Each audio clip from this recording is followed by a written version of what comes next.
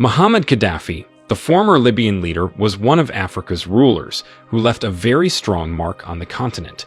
He spent his life reinventing himself and is widely remembered for his push for the United States of Africa. Even after 40 years in power, Muhammad Gaddafi had grand ambitions for his country and Africa. The story of his downfall is greatly centered around love, money, and betrayal, but the landmark he created is still one of the most remarkable in the 21st century.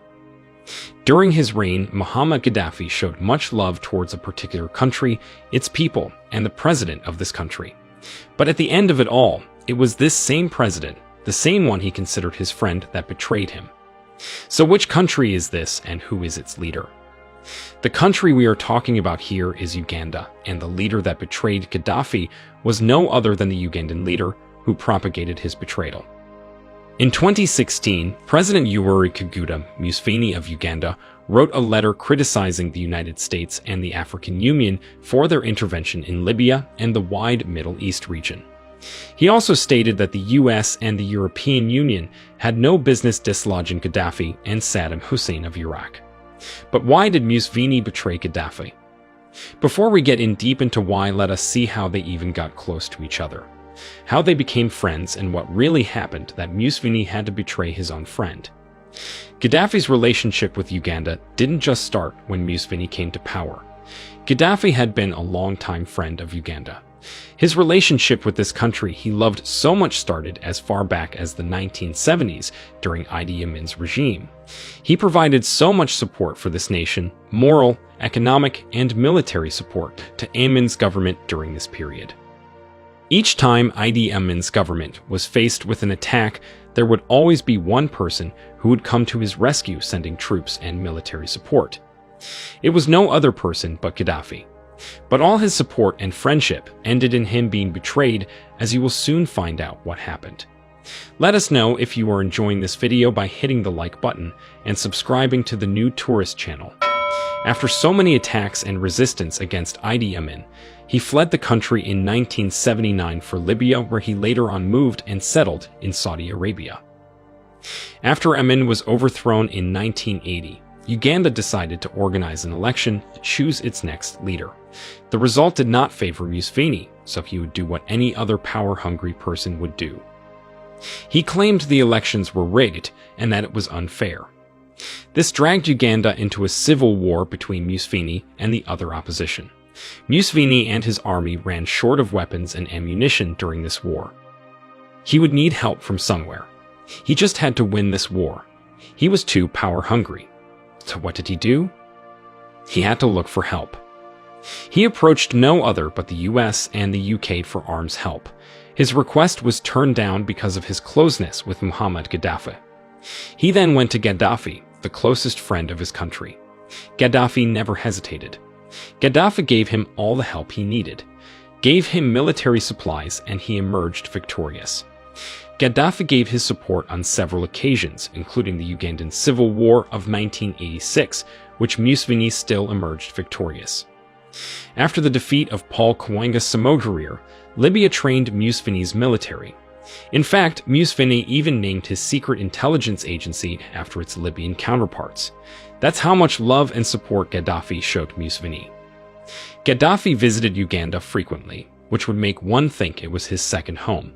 He invested a lot in Uganda and built so many infrastructures. Gaddafi, through the Libyan African portfolio, invested and bought 51% of shares in Uganda's telecommunications corporation, Uganda Telecom, and 60% shares of the textile company known as TriStar Limited.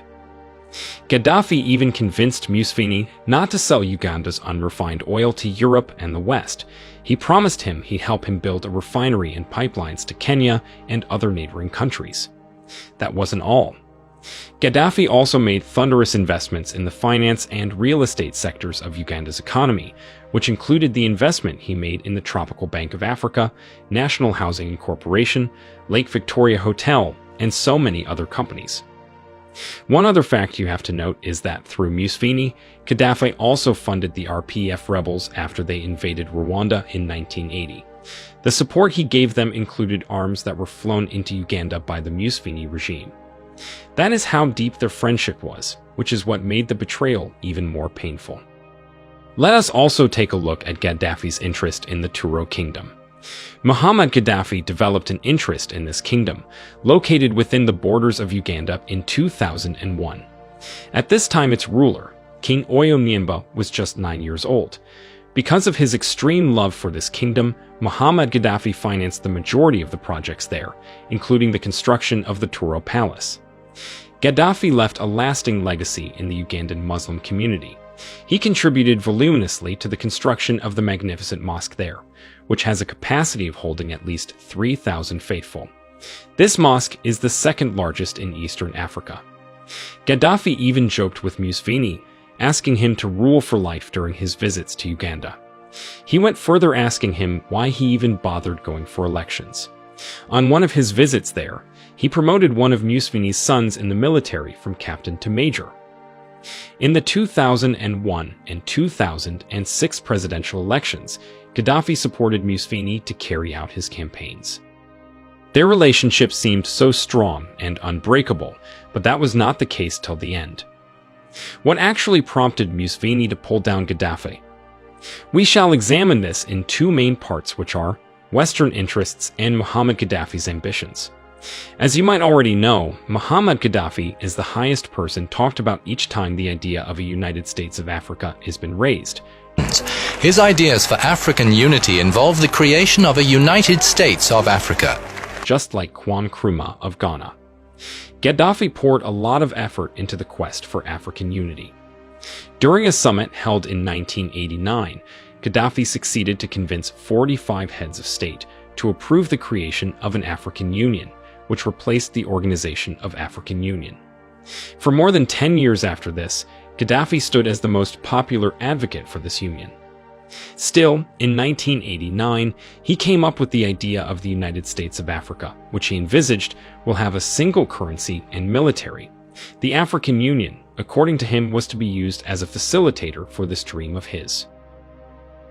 Roughly 15% of the money used to finance projects of the African Union came from Libya during Gaddafi's reign. This, however, was a scary idea to Western powers and some African leaders, who thought this will distort their prestige, influence, and position in the continent. The idea brought division among African leaders on the matter. Surprisingly, Yoweri Museveni was also against this idea. Museveni was a man that Gaddafi had helped a lot in the past and even made him gain much power in Uganda. He had invested a lot in his country and backed him in times of need. Why did Museveni disagree with Gaddafi's idea of creating the United States of Africa? First, it was a threat to his grip on power in Uganda. So I'm aware of Mr. Gaddafi's approaches and efforts to get a foothold in your part of Africa and all. And I just like to intervene and caution. He appreciated Gaddafi's take in a flattery manner, but did not actually fight for the course. He refused to be ruled by another leader. It will either be him or no one else. Secondly, Museveni's power was becoming much felt in the region, and in this position, he served the interest of the West through military actions in countries like Somalia. He also provided intellectual support to the CIA leaders. Mr. President, I started fighting Gaddafi before you started. What? I started fighting Gaddafi before you started. With this, he prioritized the interest of the West before those of his African compatriots. When this decision was finally tabled in an African Union meeting in Accra, Ghana in 2007, Museveni fiercely shot it down. He feared that supporting the idea of African unity will create problems between him and the Western powers. He was aware that these people kept him in power and could oust him from there at any moment. Museveni was also afraid that, upon betraying Gaddafi, he will face some difficulties in his military and financial whereabouts. He knew so well that resisting Gaddafi was far easier than resisting the West. The betrayal of Gaddafi was accelerated by Museveni's reactions. On June 13, 2008, during his son's graduation in the United States, Museveni expressed his consent to the Assistant Secretary General of State for African Affairs, Jende Fraser. He said he did not deem a united Africa necessary due to linguistic and cultural differences. He went further to say that Gaddafi bribed small African countries to support him and made it difficult for them to speak out during African Union and other international meetings. Museveni noted that tensions with Gaddafi, which kept growing, will result in an attack on his plane while flying over international space. He requested help from the United States of America, which he did receive. Gaddafi was not so worried about Museveni's relationship with America, but his popularity in Uganda. When Gaddafi paid a surprise visit to Uganda in 2008, Museveni's government saw it as a plotted attack on their president. During a 37-minute talk at an Arab youth event in Uganda, Gaddafi switched talk and said that he wanted now to work with traditional leaders and not elected presidents to achieve his plans for the United States of Africa.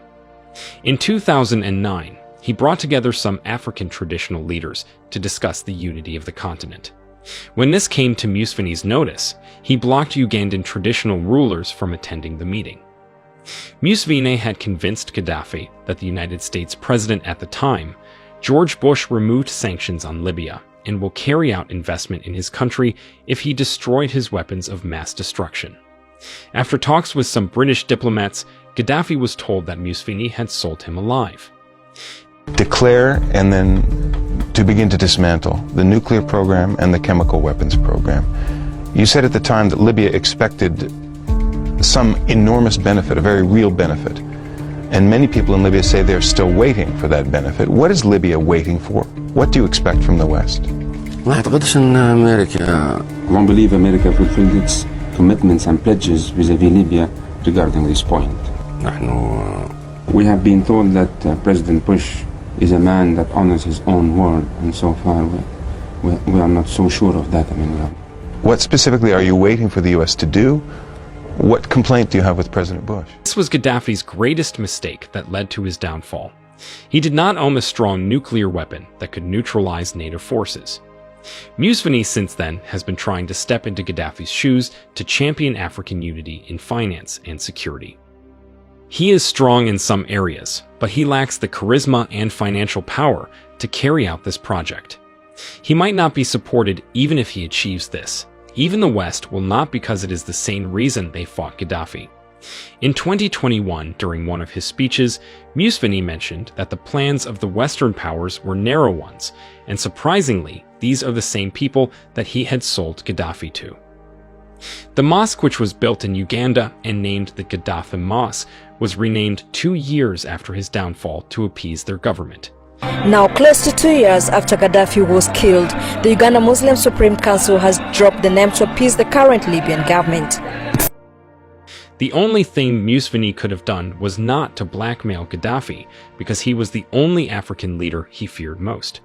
It is certain that when Museveni's time to drop power will come, no one will be there to save him. That's where we round off the video on the man who betrayed Muhammad Gaddafi. Hope you enjoyed watching it. Leave a comment in the box below to tell us your mind on this finding, and before we take leave of you, please subscribe to our channel and turn on the notification bell so that you don't miss any of our interesting content. Thank you for watching, and see you in our next video. Thanks for watching. Please subscribe, follow, share and like our video. It's the best way of supporting us.